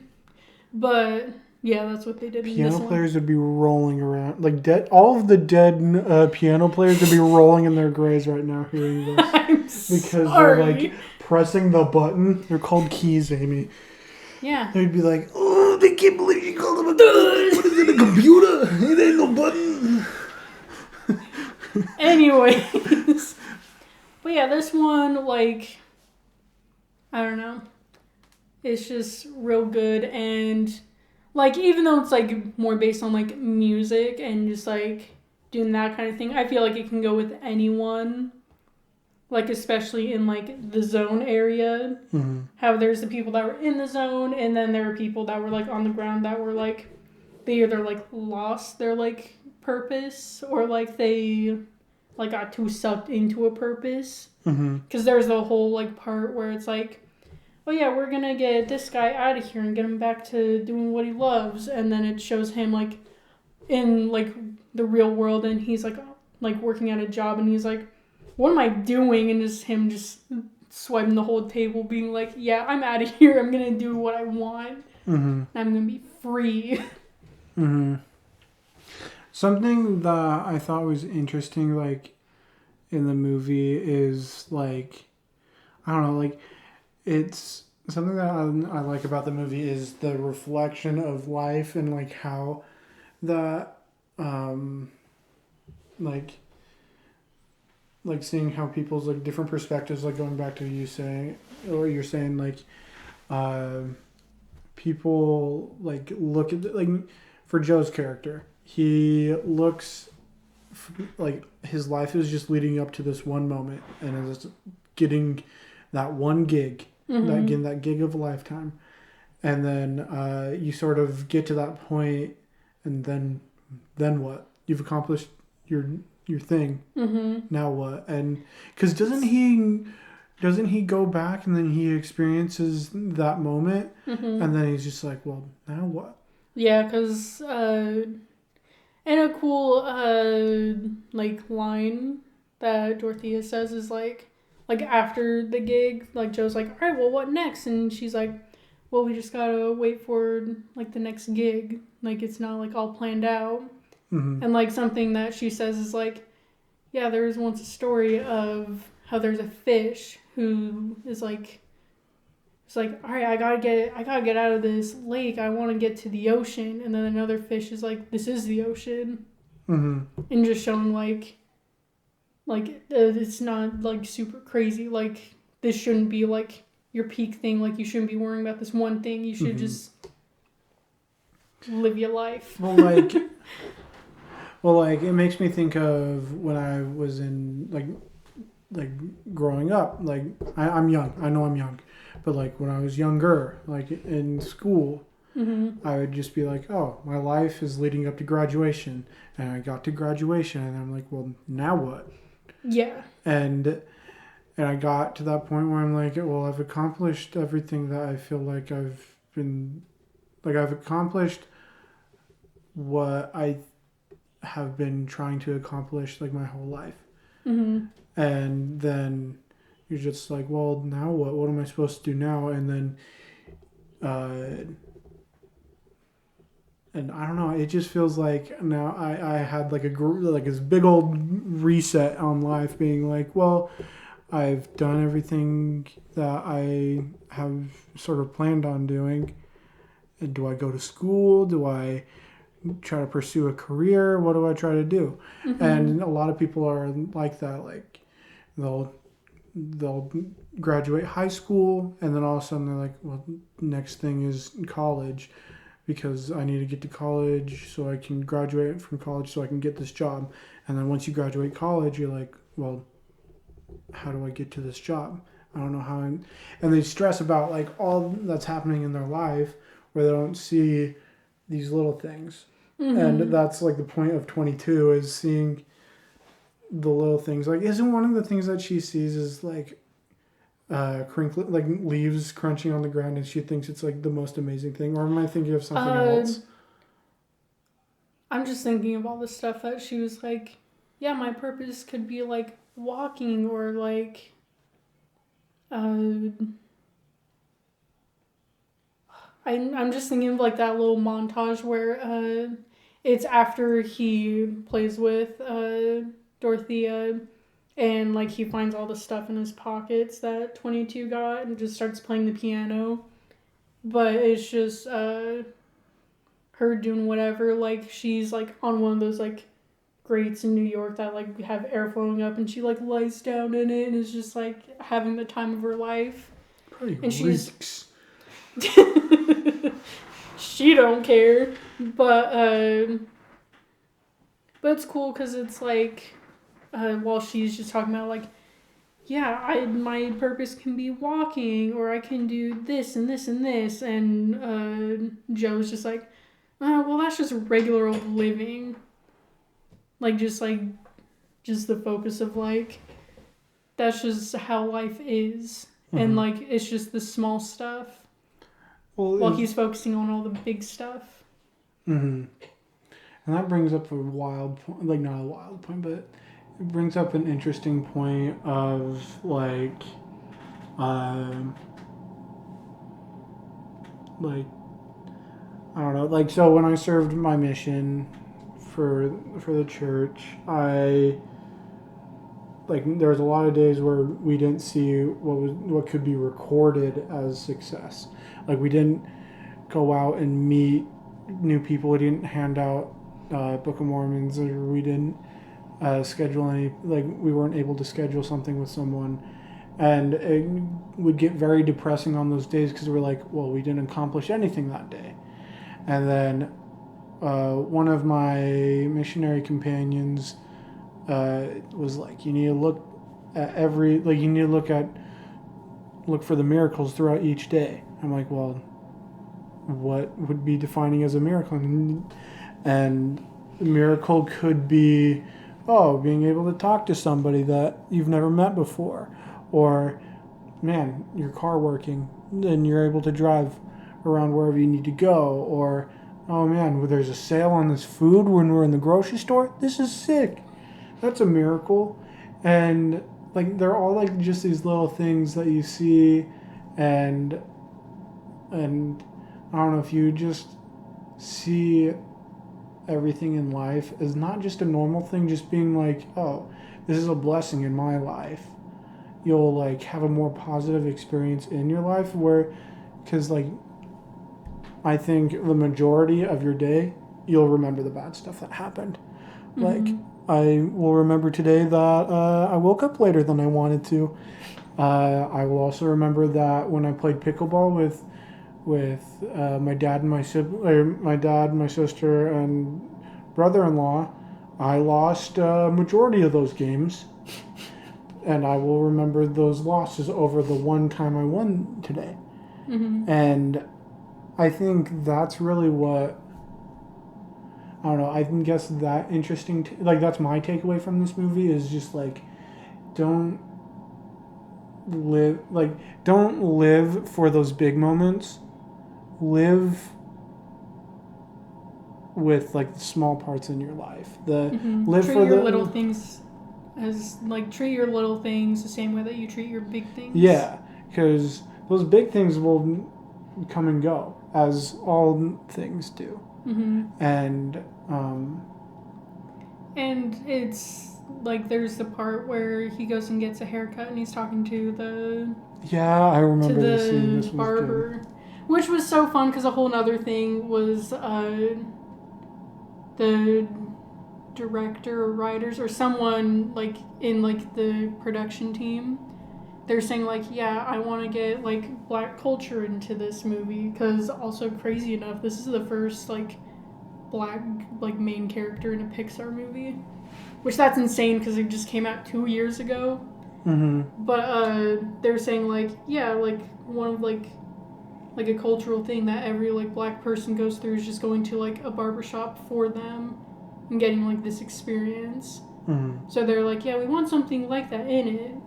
And I just love the conversation in here too, where it's like, his barber was like, yeah, I've always wanted to be a veterinarian, but like now I do barber stuff because that like it was easier to do this, like going to schooling for this than doing veterinary school. And someone's like, oh yeah, so your purpose was like being a barber, and he's like, oh no, I won't say it was my purpose, or I can't remember the exact lines, but they were saying like, oh, I'm sorry you didn't get, like, your purpose in life was to be a veterinarian and now you're not a veterinarian. And he's like, no, dude, I'm fine with where I am. like, I may not be, like, helping, like, these animals, like, saving animals' lives, but I'm, like, helping other people out by doing their hair and making them feel like a new person, like a whole new person. Mm-hmm. And, like, just being like, yeah, I'm saving lives in, like, another way of, like, doing their hair. And, like, just the whole conversation that they had was, like, really good.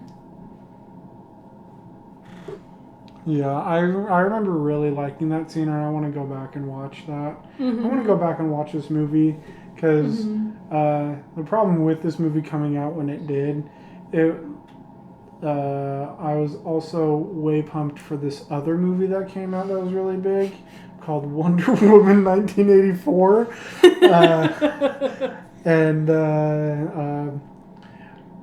I had an okay experience on both of those movies. I think we got drained from that one. And I feel like Soul is a movie that you should watch multiple times. A character that I liked in that movie is Rachel House's character, Terry. I don't know why, but I love this woman. She's the same person from Thor Ragnarok. She's the right hand man to Jeff Goldblum's character. She's what is she in? Because she's in a lot of. She's in a lot of Taika movies. Yeah. She's the cop in Hunt for the Wilder People. Yeah. I thought she was like a social worker. Well, something like that. She's in Moana? She's the grandma. Oh. I feel like with her, like, she just plays such, like, dry, like, characters. Oh, yes. Other than the grandma. I didn't know about the grandma, so... Like, just all the other characters. Is she like the grandma? Like, is she the one that dies at the beginning? Yeah. What the? Yeah. She seems way too. Sam, it says right there, grandma. I know. It's just grandma. It's just wild because she.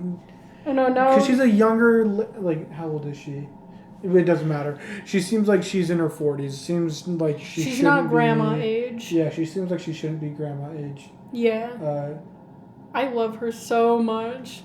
But yeah, she's so funny in this one. She, like, I feel like she always has, like, the same characters, where it's just, like, very serious, gets things done, and is just very dry kind of character. Yeah.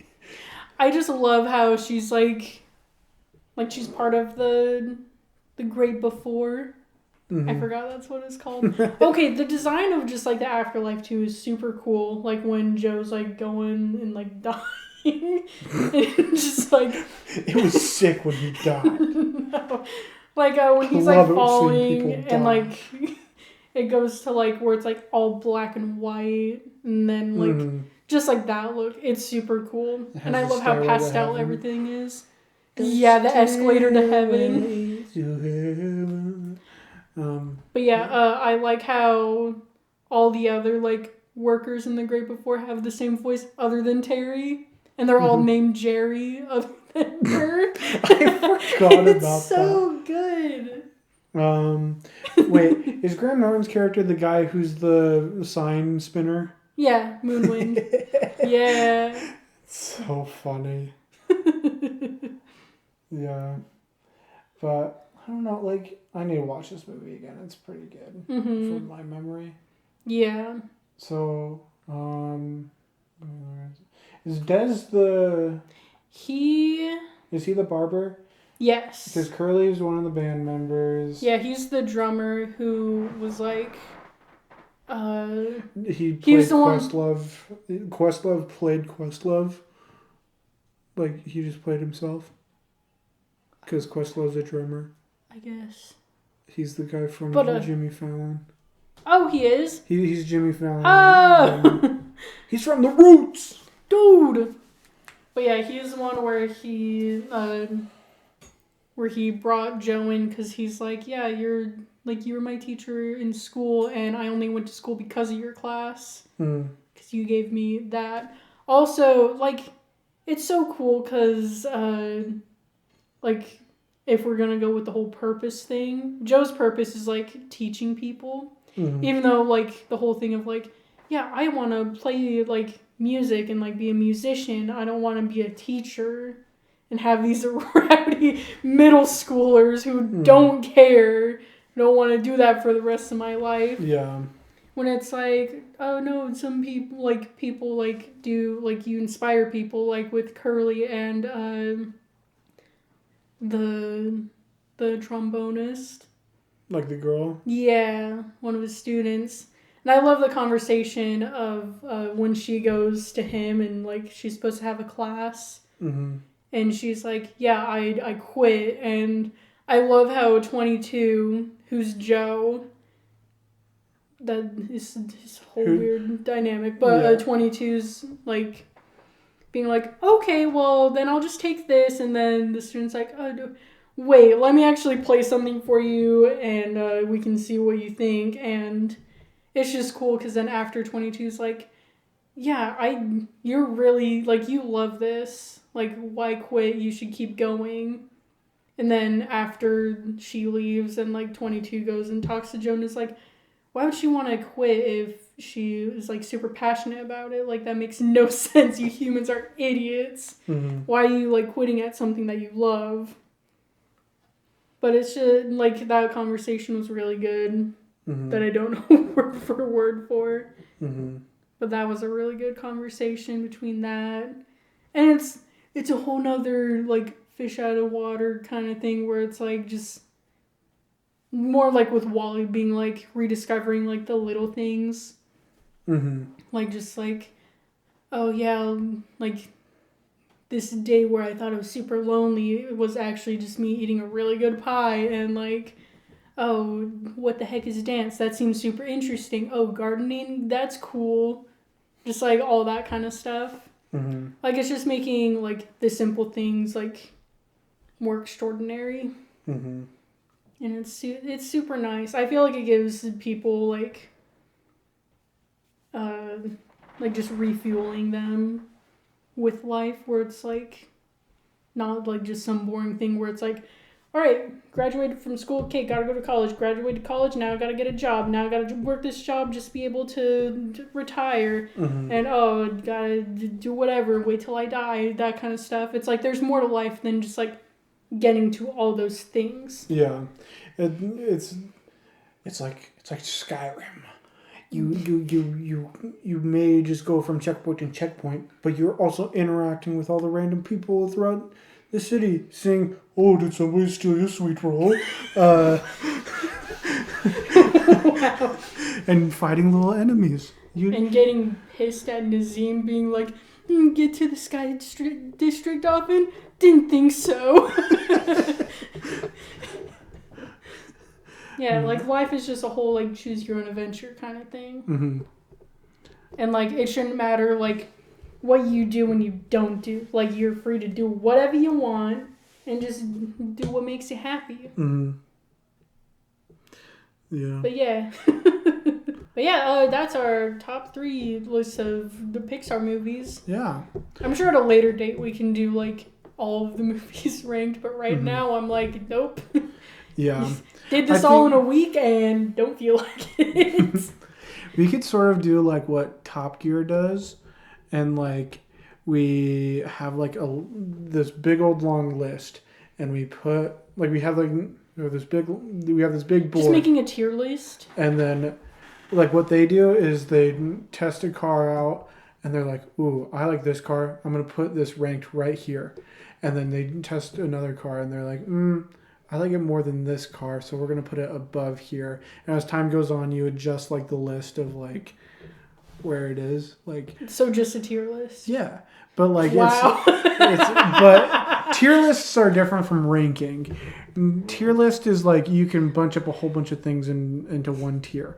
Ranking You just is got the like, most, like, random thing, like, just Top Gear, and just, like, Top Gear? I haven't heard of that. And Cars? I know nothing about cars. But no, I get what you mean. I'm just roasting you. Well, like let's say we talked about. It's just like Shea Frillis. Like I think it'd be fun to do something like that, but not doing like oh, we don't need to do a whole episode on every single one of the movies and rank all of them. Mm-hmm. But like as time goes on, we're just like building that like we talked about. We should have done like our our bottom 3 and then just build up from there. Yeah. So starting from the top and moving down. It's whatever. Yeah, it's fine. It's whatever. Yeah. What's happened happened. Yeah. Yeah.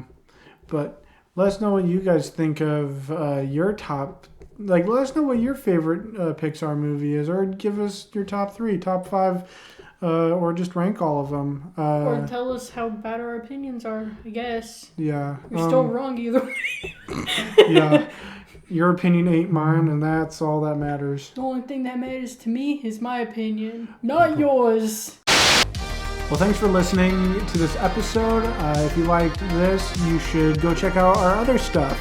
If you're on Apple Podcasts or Spotify, please leave a review. Check out our other videos on YouTube where we have bonus content outside of our podcasts. And if you like that, please like, comment, and subscribe to also help our channel grow. Recommend us to your friends so they can also enjoy the dynamic duo of a lifetime. And check us out on TikTok and Instagram at AGS_podcast. And check out my art stuff on Instagram at Babby_Yammy. And we'll see you in the next one. See ya!